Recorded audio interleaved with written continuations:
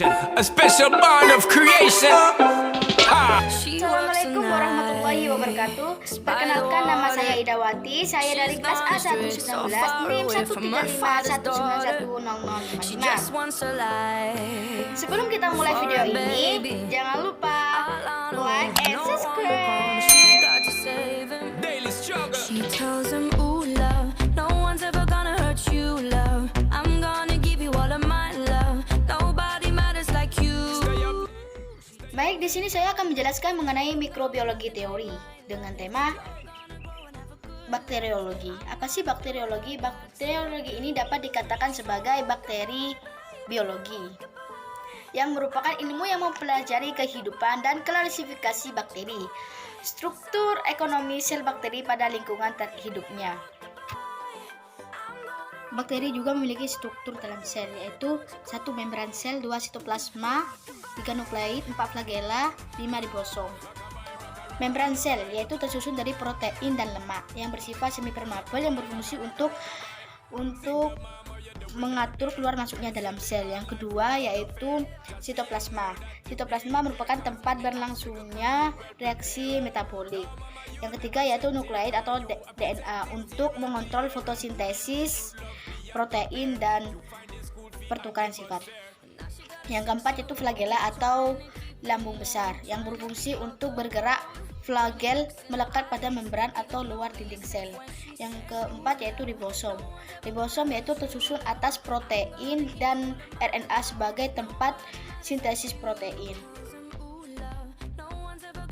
Juga memiliki ukuran yang hanya dapat dilihat dalam mikroskopis, yaitu ukuran bakteri merupakan organisme rata-rata berdiameter 1,25 mikrometer, sedangkan bakteri yang paling kecil itu adalah Dialystomenometer, yaitu dengan memiliki panjang tubuh 0,15 sampai 0,30 mikrometer, sedangkan yang paling besar yaitu Spirillum voluntans dengan memiliki panjang tubuh 15 sampai 13 mikrometer.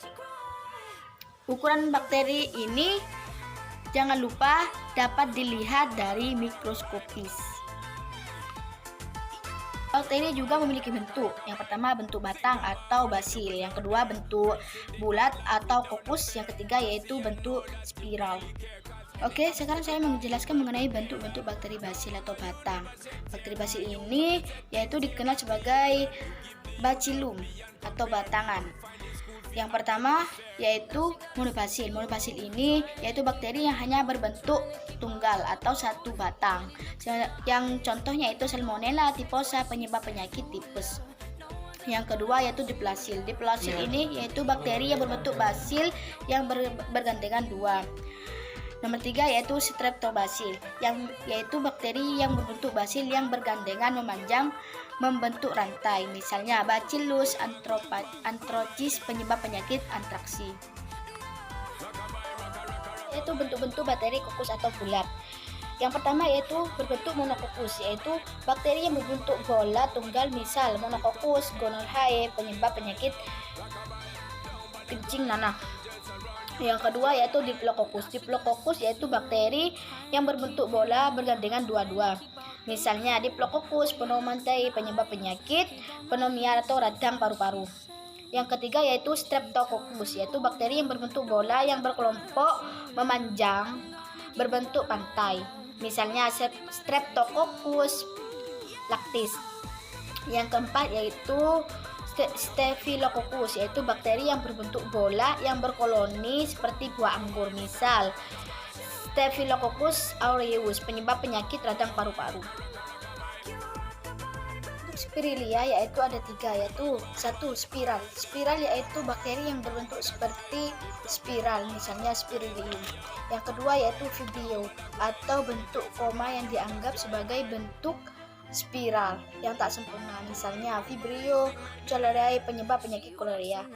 Yang ketiga yaitu Spiroseta, yaitu golongan bakteri berbentuk spiral yang dapat bergerak, misal Spirochaea pallida, penyebab penyakit sifilis.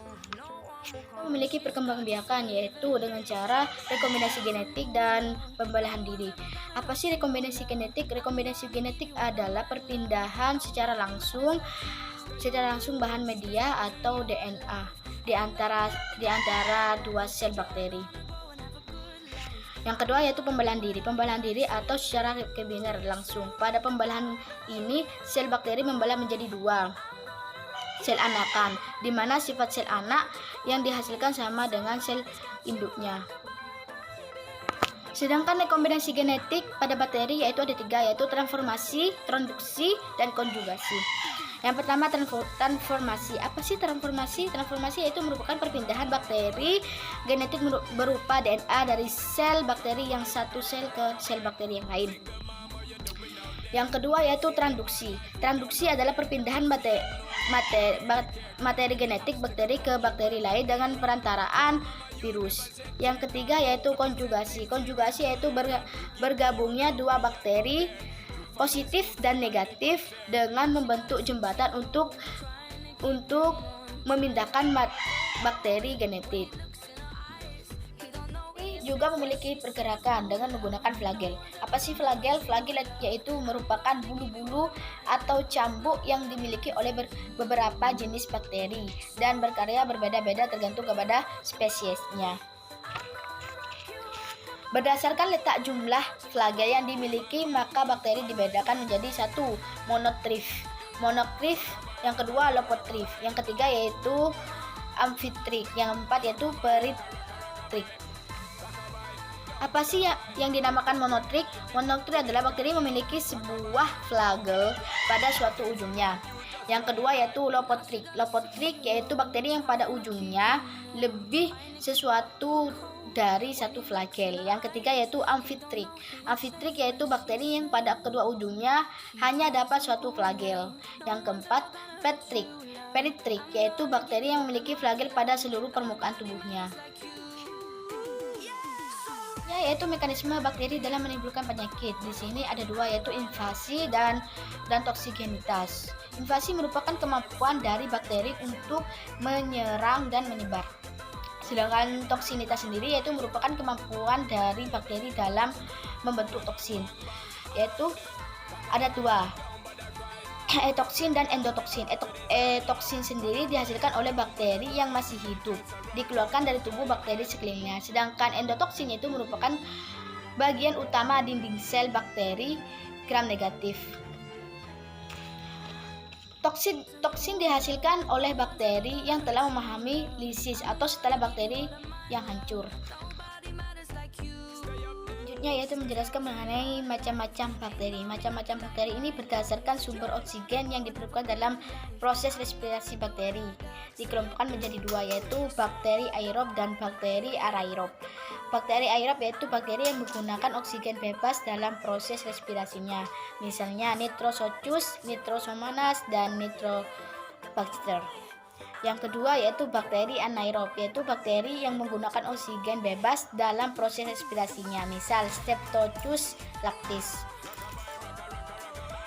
Selanjutnya yaitu berdasarkan kebutuhan terhadap oksigen, bakteri dikelompokkan menjadi tiga, yaitu satu bakteri aerob obligat, yaitu bakteri yang hanya dapat hidup dalam suasana yang mengandung oksigen, misalnya Nitrobacter dan Hydrogonemonas. Yang kedua yaitu bakteri anaerob obligat, yaitu bakteri yang hanya dapat hidup dalam suasana tanpa oksigen, misalnya Clostridium tetani. Yang ketiga yaitu bakteri anaerob fakulatif, yaitu bakteri yang dapat hidup dengan atau tanpa oksigen, misal Escherichia coli, Salmonella typhus, dan Shigella. Bakteri juga memperoleh makanan, yaitu dapat dibagikan menjadi dua, yaitu satu bakteri heterotrof, yang kedua bakteri autotrof. Apa sih bakteri heterotrof? Bakteri heterotrof yaitu memperoleh makanan berupa zat organik dari lingkungannya, karena tidak dapat menyusun sendiri zat organik yang dibutuhkannya. Bakteri heterotrof sendiri yaitu ada dua. Satu, bakteri heterotrof yang bersifat saprofil, yaitu bakteri yang mendapatkan zat organik dari sampah fotofein dan juga sisa makanan. Yang kedua yaitu bakteri heterotrof yang bersifat parasit, yaitu bakteri yang merugikan baik pada manusia atau hewan maupun tumbuhan. Bakteri ini menyebabkan sakit atau patogen. Di sini saya akan membagikan gambar yaitu bagian-bagian dari bakteri, yaitu ada selaput lendir, dinding sel, ribosom, daerah inti, flagellum, dan sitoplasma. Dan selanjutnya saya akan menjelaskan mengenai bakteri autotrof. Apa sih bakteri autotrof itu? Bakteri yang dapat menyusun zat makanan sendiri dari zat anorganik yang ada. Dapat dibagi menjadi dua, yaitu bakteri fotoautotrof dan bakteri chromatоtrof. Bakteri fotoautotrof yaitu bakteri yang memanfaatkan cahaya sebagai energi atau mengubah zat anorganik menjadi zat organik melalui proses fotosintesis. Contohnya bakteri hijau, bakteri ungu. Yang kedua yaitu bakteri chromatоtrof, yaitu bakteri yang menggunakan energi kimia yang diperolehnya pada saat terjadi perombakan zat kimia dan molekul yang kompleks menjadi molekul yang sederhana dengan melepas hidrogen. Contohnya nitrosomonas, nitrososus, dan nitrobacter, rhizopum, atau terdapat pada bintil-bintil akar tanaman kacangan. Sekian dari presentasi saya. Apabila ada salah kata, saya mohon maaf sebesar-besarnya. Assalamualaikum warahmatullahi wabarakatuh. Rockabye, rockabye, rockabye.